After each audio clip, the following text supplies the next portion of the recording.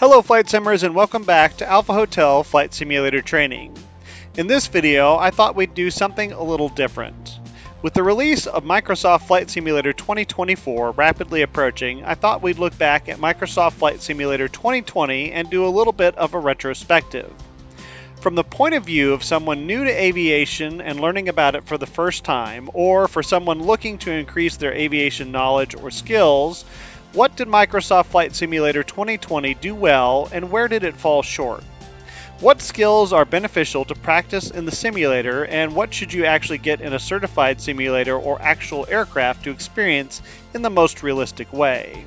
We'll take a look at those things and also talk a little bit about what I hope will improve with the newest iteration of Microsoft Flight Simulator, Flight Sim 2024.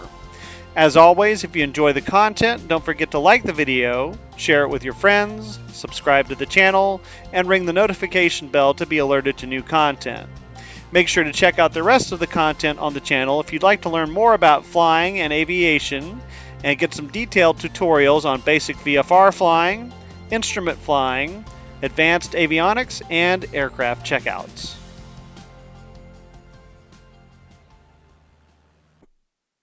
So let's get the obvious out of the way first, and the official channel disclaimer. Microsoft Flight Simulator 2020 is not an FAA-approved flight simulator or flight training device. You cannot log time on it nor conduct any sort of official training with it. And nothing in this video nor on this channel should be construed as actual flight or ground training. That being said, Microsoft Flight Simulator 2020 was a massive leap forward in home computer and console aviation simulation, creating a digital replica of our world with unprecedented detail.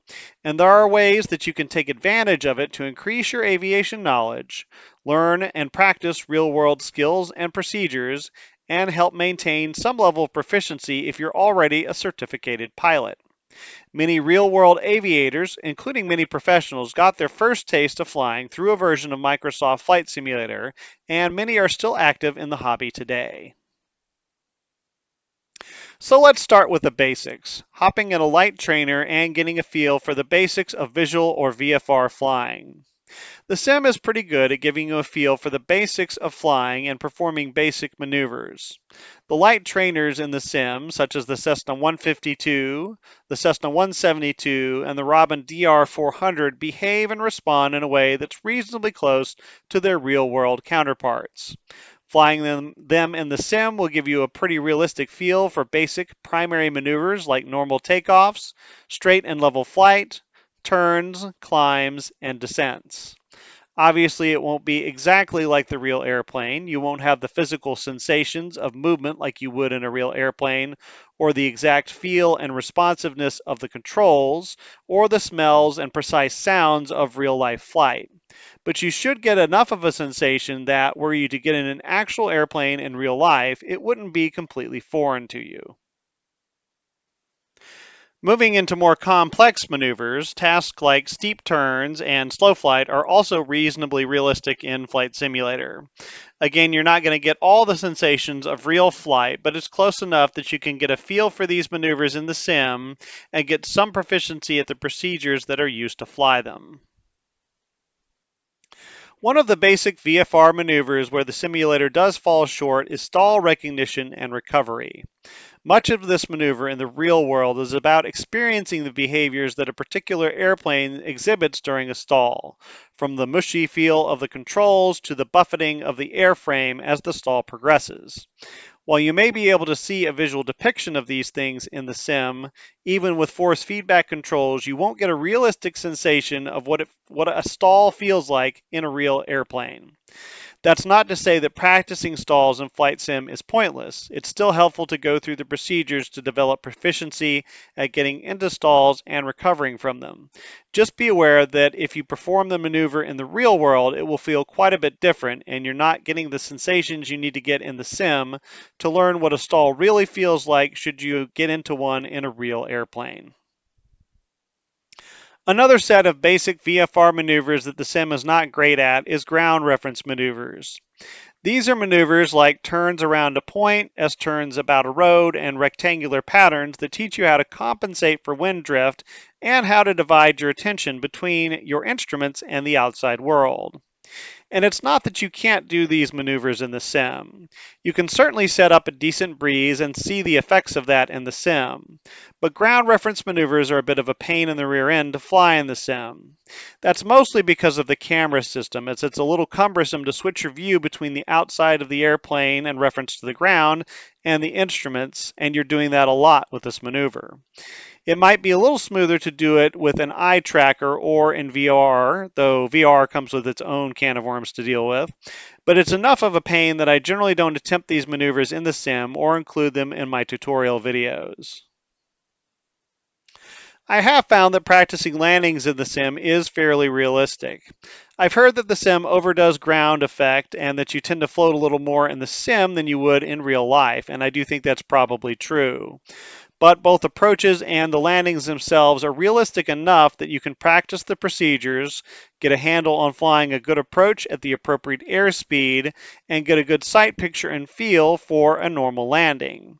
Obviously, you'll want some actual stick time in a real airplane before tackling this in the real world on your own, but I'd wager you'll get the hang of this quicker than the average student if you get proficient at landing in the sim. Soft field and short field takeoffs and landings are another area where practice in the sim is beneficial. For short fields in the sim, you have the benefit of doing as many reps as you'd like at minimal cost to get the technique down, and you can practice on some actual short fields to see how good your technique really is. Soft field takeoffs tend to be a little tricky in the sim since you don't get a good feel for when the aircraft is getting light on the nose, but you can still get some reps in on the procedure. These maneuvers are a little like stalls in that the sensations you get in the sim will be a little different than in real life, particularly for soft field technique, as it's difficult to replicate all the sensations you would feel on an unpaved surface in a sim. But I think it's still beneficial to practice these techniques in the sim. One area where flight sim falls really short of reality is crosswind landings, and I think it has more to do with the controls than it does with the sim. In a real airplane, the controls are generally rigged so that the rudder pedals deflect towards neutral when no pressure is applied to them. So they tend to center themselves up, and you have to hold pressure against them to keep the rudder deflected, which creates a very unique feel when you're using your rudder pedals to align your nose with the runway as you're banking to counteract your crosswind drift. It's a feel that's not easily replicated in flight sim, particularly if you're using a twist axis on your yoke to control your rudder. And even most of the rudder pedals that are on the market aren't substantial enough to provide the same level of resistance that real rudder pedals do. The result is imprecise rudder control that leads to pretty bad crosswind landings. Most of the time in flight sim, mine are pretty horrible. And that can in turn shatter your confidence if you're trying to master crosswinds in real life. This is a skill that's much more realistic to practice in the real world. Personally, I try to limit how much I have to land in strong crosswinds in the sim since it's so unrealistic. Of course, in the real world, to practice landings, you also generally need to learn and practice flying a traffic pattern. This is a bit of a mixed bag in flight sim. On one hand, flight sim is a good place to practice pattern procedures, such as where to pull power, where to add flaps, and so forth. But you're also hit with the ground reference maneuver problem here, in that you need to be constantly referencing the runway visually to judge and adjust your pattern, and that's hard to do with the cameras in flight sim. It leads to you either flying a sloppy pattern or over relying on landmarks to fly the pattern. Using landmarks to fly a pattern isn't necessarily bad technique, but you also need to be able to judge your distance from a runway to fly a pattern when you fly into an unfamiliar airport. The camera issue also makes traffic pattern entry a real pain. All that being said, I think there is some value in practicing pattern procedures in flight sim, if nothing more than to get the procedures down and get the landing practice. Just give yourself some slack if you're not flying perfect patterns in the sim. It's actually easier to do in a real airplane. One area where Flight Simulator definitely shines is learning visual navigation techniques. In fact, I would go so far as to say it's the first simulator I've ever seen, including professional sims, in which you can realistically learn how to navigate VFR. With the digital duplicate of our world that Microsoft Flight Simulator has made available to us, pretty much all the visual cues you'll need to navigate VFR are available to you, including major and minor roads, rivers, lakes and streams, towns large and small, and airports of all shapes and sizes. Whether you just want to follow a river or road to do some pilotage, or whether you want to learn the art of dead reckoning to see if you can hit your checkpoints just right, Microsoft Flight Simulator offers an unprecedentedly realistic environment in which to learn and practice those skills. This is an environment that only promises to improve, as FS 2024 will be adding things like towers and making improvements to terrain. Part of this digital world that's usually rendered pretty well is the airport environment itself. All of the airports are typically rendered with correctly laid runways, taxiways, and ramps, and things like runway and approach lighting, airport signage, and windsocks are rendered pretty accurately. Sometimes airports are missing buildings, taxiways can be incorrectly labeled, mislaid taxiway lights are a chronic problem, and don't even get me started on jetways and parking areas. But for the most part, Flight Sim gets most of the major operational components of most airports correct. This makes Flight Sim a good place to look at and learn about different types of airport lighting and markings that you may not see at your local airport. And hopefully the inaccuracies at some fields will be addressed as we move into Microsoft Flight Simulator 2024. It also makes it a good place to visit unfamiliar airports you may travel to in the real world to get a sort of lay of the land. This realism in the airport environment also means you can conduct realistic ground operations. You can't really do a walk around, though that is coming in Microsoft Flight Simulator 2024, though you can use the drone camera to inspect your airplane if you just want the ritual of it. Taxiing is fairly realistic, though that does depend on your control setups, since most of us don't have rudder pedals or differential brakes. I've found that the light trainers in the sim tend to taxi a little bit faster than their real life counterparts would under similar power inputs. They tend to have a bit of a bounce as they taxi, and they tend to slam down on the nose wheel anytime you apply the brakes. But you can get a basic feel for what it's like to taxi a light aircraft and get used to navigating it around an airport using the markings and signage. You can also go through an engine run-up procedure with most of the light aircraft in the sim as well. This will give you some practical experience with the procedure and what to look for as you conduct it. Just be aware that you're unlikely to find anything wrong during the run-up unless you've caused it yourself. And that is something else that will be getting an enhancement in Microsoft Flight Simulator 2024. One of the things that I was very pleasantly surprised by in Flight Sim 2020 is how much better night flying is than it's been in any simulator previously. Part of this is how accurately the sim models celestial physics, meaning the phases of the moon and when the moon rises and sets are correct in the sim, and the sunrise and sunset are correct for both the date and your location in the world. True to life, you'll get different levels of illumination depending on if you have a full moon or a new moon or any phase in between, and you'll get accurate sunrises and sunsets, including no sunrise or sunset in the northernmost and southernmost latitudes during winter or summer. But there are other improvements that were made to make night flying more realistic as well, including more realistic looking city lighting, more realistic road lighting, seeing lights emanating from over the horizon, and seeing city lights reflected in clouds. This, combined with much better and more realistic aircraft interior lighting, has made Microsoft Flight Simulator 2020 the best sim for flying on the backside of the clock that has been released to date. And there are add-ons that can take it up another level. And Microsoft Flight Simulator 2024 looks like it will have significant improvements in this area as well. That's not to say that it's perfect. There are still a few things like traffic on roads that aren't completely realistic yet, but overall, it's a decent simulation of night flying that will give you some idea of what it's like flying on the backside of the clock in real life. Another area that shines in Microsoft Flight Simulator 2020 is the radio navigation. Whether you're wanting to learn how to navigate using a VOR or an NDB, you can do that accurately in Flight Sim. You also have the opportunity to learn on traditional VOR indicators or learn to use an HSI for VOR navigation.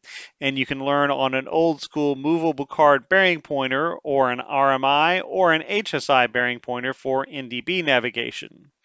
Whether you want to learn the basics of this form of navigation, navigate on some old school radio airways, or practice more advanced navigational techniques, you can do all of it pretty accurately in Flight Sim. You can even try your hand at systems like VOR-based RNAV systems in some third-party aircraft. Radio navigation in Flight Sim does have a few minor discrepancies from the real world. Radials and bearings in Flight Sim tend to be a few degrees off of what they should be in the real world. This is likely due to magnetic variation data in the sim being a little outdated, and it's usually not enough to cause a problem. The equipment in the sim also works a little better than real life equipment does. You can usually pick up and use stations farther out and lower down in the sim than you can in the real world. But for the most part, radio navigation in Flight Sim is pretty realistic. So what about the systems on the aircraft? How realistically are they rendered? In most of the light trainers in the game, most of the systems are modeled reasonably well. The basic flight instruments, engine instruments, and electrical systems operate as they do in real life, complete sometimes with errors that you'll encounter in real life. You may find minor systems on these aircraft that don't affect the way it flies or operates at all, like cabin heat, to be inoperative. But all of the major systems operate as they should. So Flight Sim is a pretty decent place to learn basic aircraft systems on a light trainer type aircraft. As you move into more complex aircraft with more sophisticated systems, the higher the likelihood is that some systems will not work or will work in a simplified way. You'll start to see this affect a fair number of systems with aircraft like the default Beechcraft Bonanza, and probably the worst offenders are the turboprops in the sim like the Cessna Caravan, TBM 930, and the King Air 350, with that aircraft probably being the worst of the lot. The jets in the sim are generally in better shape, particularly the ones that have had work done by working title. The Cessna Citation CJ4, the Cessna Citation Longitude, the Boeing 787-10, and the Boeing 747-8 have all received substantial upgrades from working title to both their avionics and systems since the initial release. While I probably wouldn't classify them as study level or high fidelity aircraft, they can be operated with significantly more realism than they could have been when they were initially released. The FMS units in these planes in particular have received a lot of attention, and most now operate pretty close to their real world counterparts. The Airbus 310 and the A320 released by I&I builds as default aircraft are also high-quality emulations. Personally, I prefer the fly-by-wire A320 if you're a PC user for 320s, but the 320 by I&I builds is still a decent aircraft. The bottom line is that the trainers and light aircraft systems are done pretty well in the sim. The sim does a pretty good job of emulating slightly more advanced systems like constant speed props and turbocharged engines in most of the default aircraft that have those systems, if you want to learn to use how to use those types of systems. In aircraft with more advanced systems than that, though, you may need to seek out third-party aircraft for more realistic emulations and a better learning experience. But the good news here is that there are a lot of very high-quality products out there to learn with. Do you want to learn how to use an analog HSI? There are plenty of third-party aircraft out there that have one. Do you want to learn how to operate a turbocharged or turbo-normalized engine? There are third-party aircraft that do that very realistically. Do you want to learn how to operate a piston engine aircraft with a manual pressurization system? There are third-party aircraft out there that have those. Do you want to learn how to operate a turboprop with mostly manual systems? There are also third-party aircraft out there that do that very realistically. And of course, there are a plethora of high quality airliners out there, ranging from Jurassic jets to the sleek modern jets of today and everything in between. If you plan to invest in any third-party aircraft, though, make sure that you take the time to read or watch reviews to make sure you know what you're getting. And if you purchase an aircraft that is considered high fidelity or study level, make sure to carve out some time to actually learn how to fly it. Most of them are not aircraft that you can successfully strap yourself into and blast off in. You'll need to devote the time to learning the airplane to be able to fully enjoy it. So how does Microsoft Flight Simulator 2020 handle things when systems don't work as they're supposed to? Well, the failure system in Flight Sim 2020 is not very robust. It focuses primarily on engine malfunctions, some of which it emulates well and some of which it doesn't. Of course, there are other ways to cause malfunctions in an aircraft, so you can utilize things like failing avionics or electrical equipment just by turning them off, or failing an engine by utilizing mixture or the fuel cutoff. There is a third-party utility called RAND Failures available for PC users that certainly ups the failure game. It makes a much broader range of failures available to flight simmers, and the failures can be triggered manually or by setting time, speed, or altitude parameters. So if you want to try your hand at dealing with real life abnormal and emergency procedures, or if you just want to inject a little excitement or unpredictability into your day-to-day flying, that app is definitely worth checking out. It's also worth noting that many high fidelity third party aircraft also have their own failure system built in so that you can practice abnormal and emergency procedures specific to that aircraft. I will say that Flight Sim is useful for being able to take abnormal and emergency situations further than you would take them in real life. For example, in Flight Sim, you can actually take an engine failure to an off-field dead stick landing, something that would be unwise in real life. Just be aware that the terrain in Microsoft Flight Simulator 2020 is generally going to be more forgiving than it will be in real life, though it does sound like that is changing in Flight Sim 2024. One area of abnormal ops that is not great for practicing in Flight Sim 2020 is engine failures in multi-engine airplanes. Part of this has to do with the imprecise rudder control we mentioned in talking about crosswind landings, and part has to do with the muscle memory of how you react to engine failures, and it will be much different in a real airplane than it is in the simulator. But it also has to do with the aerodynamics in the sim. Specifically, the sim doesn't seem to handle single engine aerodynamics in multi-engine airplanes very well, particularly the phenomena known as VMC, or the minimum controllable airspeed. This is a speed at which there's no longer sufficient airflow over the rudder to counteract the torque of the operating engine. So without a reduction in power, the aircraft will roll uncontrollably. This aerodynamic effect doesn't seem to be present or is greatly reduced in the sim, and learning what this feels like is a key component of multi-engine training in the real world. That's not to say that you can't practice single engine work in the sim. I think it's useful to be able to go through the procedures for engine failures and to experience the loss of performance that you'll have if one engine decides to quit on you. Just be aware that the experience will be different in a real aircraft and that VMC rolls in the real world are real, they can happen fast, and they can quickly loss of control. So VMC is a speed that has to be respected in the real world. Avionics are also a mixed bag in the sim, and it really depends on what type of avionics system you're using as to how realistic it is. Again, the basic flight instruments and basic VOR and ADF receivers work pretty much as they should. As far as GPS receivers, glass cockpits, or EFIS displays and FMS units go, that depends on the aircraft, what type of avionics it has, and who did the work on the avionics. Anything that Working Title has upgraded is likely to work very realistically. These units include the G3000, which is in the TBM 930, the G1000, the GNS 530 and 430, and the G3X Touch. With these units, most of the features you'll find in the real-world units are present in the simulator versions.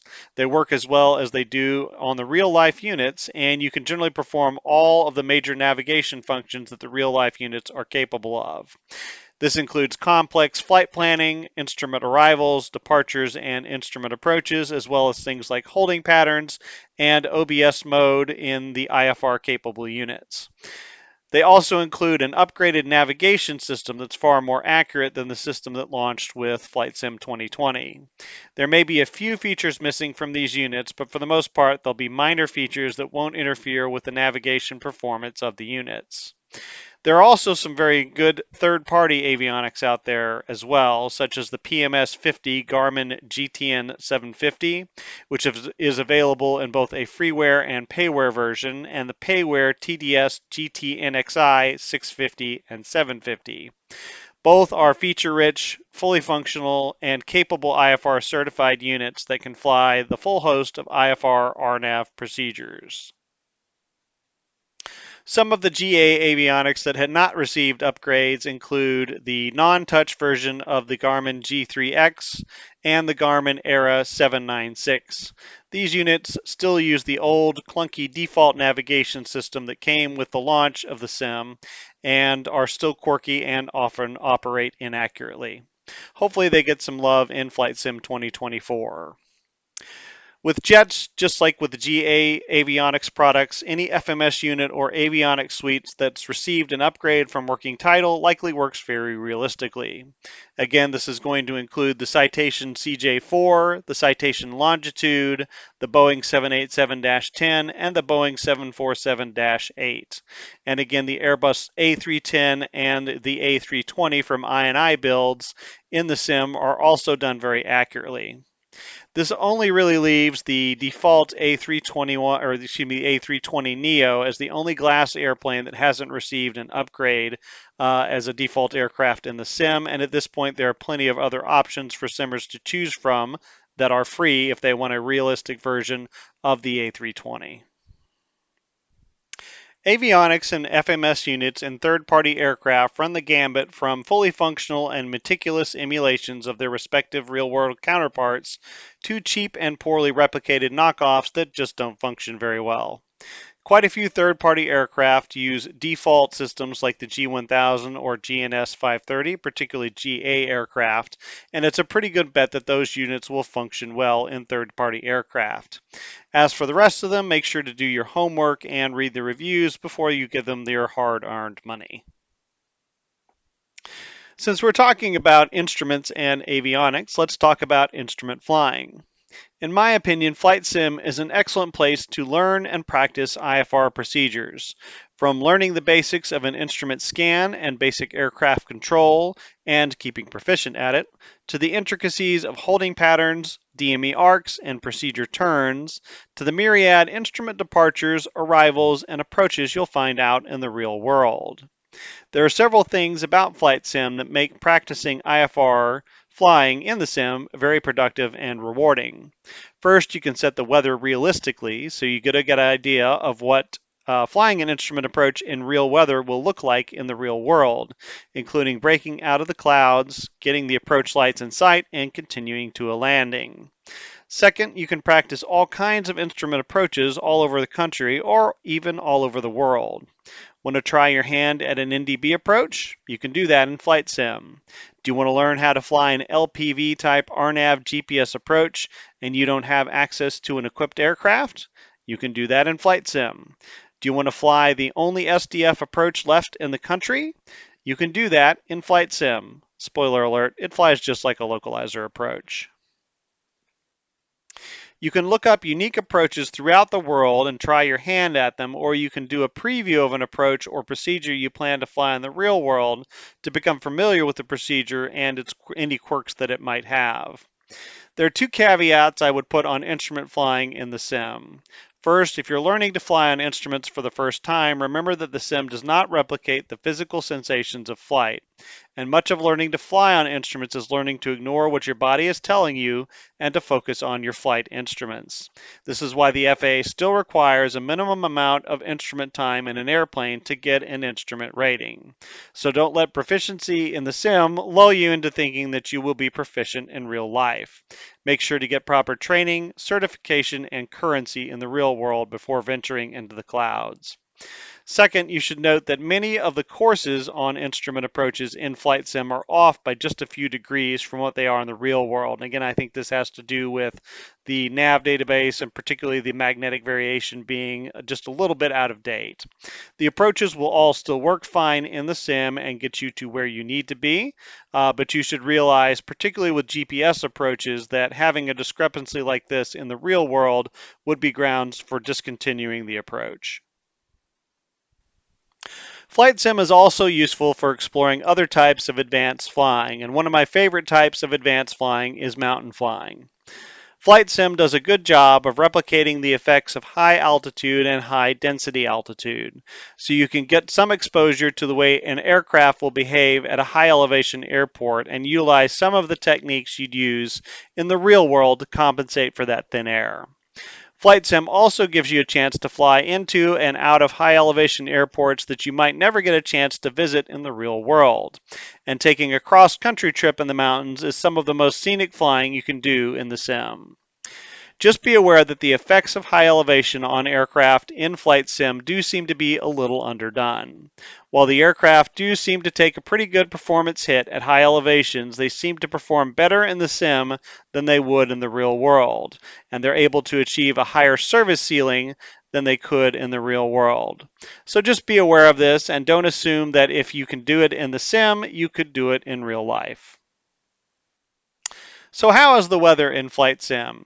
Again, you have a bit of a mixed bag here. There are some types of weather that the sim replicates really well, but there are some types that it does not. Generally, the clouds are done pretty well and look pretty good. Rain also is done pretty well and looks pretty good, but it can be frustrating how spotty the shower activity can be. Snow looks good, but it doesn't accumulate. There's a separate slider for adjusting ground snow depth. Icing does accumulate on your aircraft, but it seems to have less of a performance impact than it probably would in the real world. And it's also not clear how well de and anti-icing systems work in the sim. Wind can be a little frustrating, as setting surface winds will generally cause a wind shear layer a few hundred feet above the ground, and what you set on the ground may be quite a bit different than what it sets just a few hundred feet in the air. And then there's not really a good way to produce realistic thunderstorm activity. You can set realistic looking ground fog, and it's fairly easy, although not entirely straightforward, to set realistic clouds and visibility for an instrument approach. Regardless of the way you set the weather generally looks pretty good. From the wet pavement and the water rolling off the windshield during a rain shower to the lightning of a thunderstorm. I think live weather generally does a pretty good job of replicating what's going on in the real world, but it can be a little bit frustrating to get the weather set just right if you want to use custom weather. It looks like the weather system in Flight Sim 2024 will be an improvement, although it doesn't look like some of the things that I'd like to see, like being able to adjust your visibility, is going to make it in there, at least in the initial release. But it does look like it's going to have more weather types, such as severe weather and things like that. So I'm looking forward to seeing what we have in the sim. Finally, we come to air traffic control. Unfortunately, that means we have to end on a low note, as the ATC in Flight Sim is pretty universally accepted as being not very good. It's not completely useless. It does accurately model the design of the U.S. air traffic control system as far as who you should talk to depending on where you are in your flight and what kind of flight plan you're on. But the actual controlling part leaves a lot to be desired, and I generally fly without it most of the time. There are, of course, some third-party options out there that are promising. The AI air traffic control programs like Beyond ATC and Say Intentions are still a work in progress. They still have some functionality missing and have some bugs to work out, but both do add a degree of realism to the sim, and I think show a lot of promise on what computer-run ATC can do. Hopefully these will improve over time, and maybe we'll see some integration of these types of technologies into the sim itself at some point. The other option is virtual ATC services like VATSIM and Pilot Edge, where you interact with real humans serving as virtual air traffic controllers. Both services are very realistic. The controllers are well trained, professional, and proficient. VATSIM is a free service run by volunteers, so the main problem you run into there is lack of staffing to run any given facility. So you may not get a super realistic experience if they don't have enough controllers to run all the controller positions. Sometimes approach control or even center is running tower, ground control, clearance delivery, all those sorts of things. Pilot Edge is a paid service that always staffs all of its positions during certain times of the day, but it only has coverage from the western U.S., from around Colorado out to the west coast. So, how realistic is the training that's offered in the sim?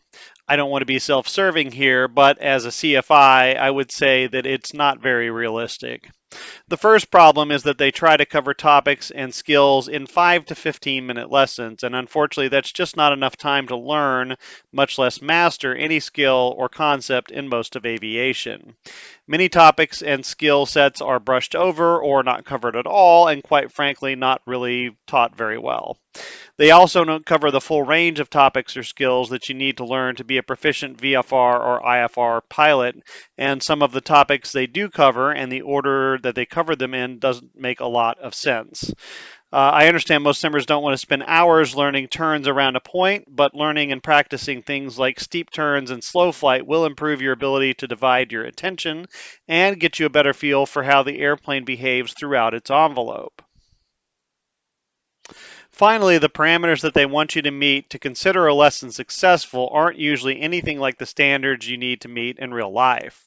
Often they focus on parameters that are completely irrelevant to the concept being taught, which leads to the scoring for each lesson to give you a false impression of how well you've actually done.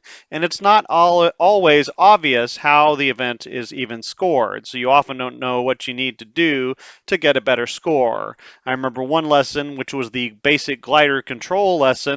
One of the parameters you had to meet was having the trim set to a certain spot when you were pitching down. And if you actually set it to that spot, you went into a very deep, extremely fast dive.